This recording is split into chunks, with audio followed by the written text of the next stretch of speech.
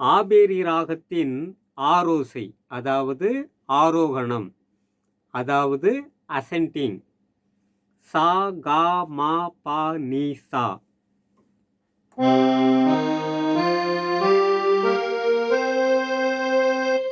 அவரோகணம் சா நீ தா பா மா கா சா.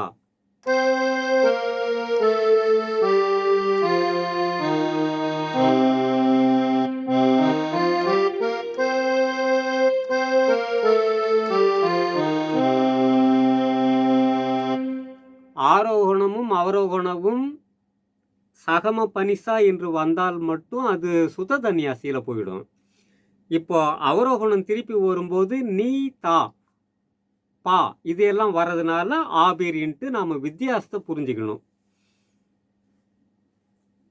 இதுல நிறைய புகழ்பெற்ற பாட்டுங்க எல்லாம் இருக்குது.